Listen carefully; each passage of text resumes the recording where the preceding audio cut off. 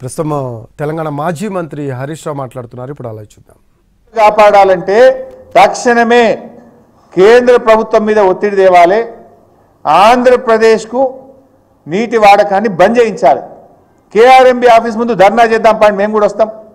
పోదాంపా ఢిల్లీలో కేంద్ర జలశక్తి మంత్రి కార్యాలయం ముందు ధర్నా చేద్దాం. మీకు చేత కాకపోతే మీ అమ్మడ మేము కూడా వస్తాం, పోయి చేద్దాంపా.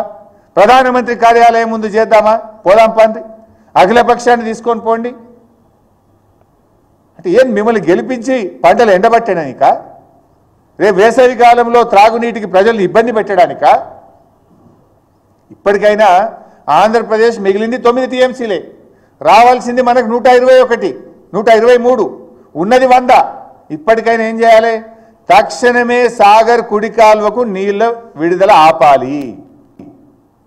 ముచ్చమరి నుంచి నీటిలను ఇంకా తోడుతున్నారు, దాన్ని వెంటనే ఆపాలి.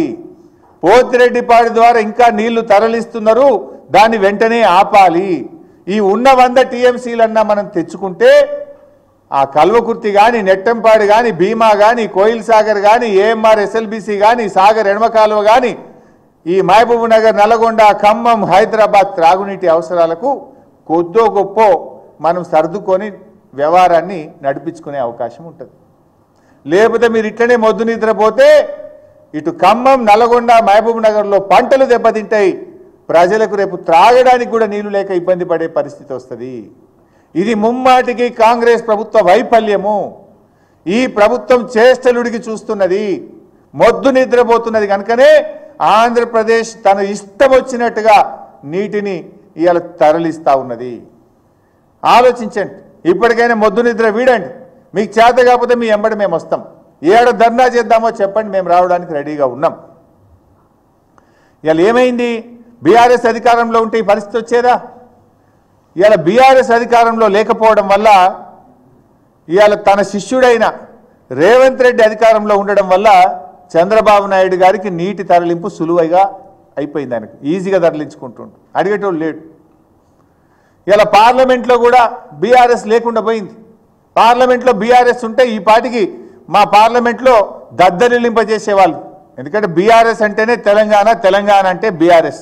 తెలంగాణ హక్కుల కోసం, తెలంగాణ ప్రయోజనాల కోసం నిక్కచ్చిగా మాట్లాడగలిగే పార్టీ బీఆర్ఎస్ పార్టీ. ఇలా 8 కాంగ్రెస్ గెలిచే, 8 బీజేపీ గెలిచే. ఆంధ్రప్రదేశ్ యథేచ్ఛగా నీళ్లు తరలిస్తుంటే నా బీజేపీ ఎంపీ మాట్లాడాడు, నా కాంగ్రెస్ ఎంపీ మాట్లాడాడు.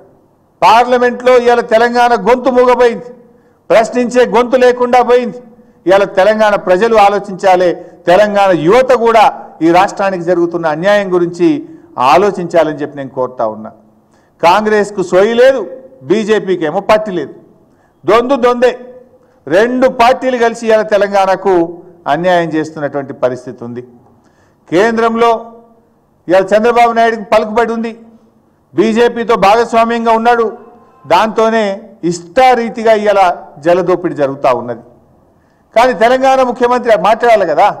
ఈ జలదోపిడీ ప్రశ్నించాల్సింది ఎవరు? తెలంగాణ ముఖ్యమంత్రి గారు ప్రశ్నించాలి. కానీ తెలంగాణ ముఖ్యమంత్రి గారు ప్రశ్నించకుండా పరోక్షంగా సహకరిస్తున్నాడు. ఈయన పరోక్షంగా దీనికి సహకరిస్తున్నాడు. అందుకే ఈ పరిస్థితి. ఇలా రేవంత్ రెడ్డి గారి వైఖరి హాస్యాస్పదంగా బేలాగా ఉంది. అసలు ఇయ్యాలటి వరకు 3 మెన్ కమిటీ సమావేశాన్ని డిమాండ్ చేయరా మీరు? వాటర్ రెగ్యులేషన్ 3 మెన్ కమిటీ ద్వారా చేయాలి.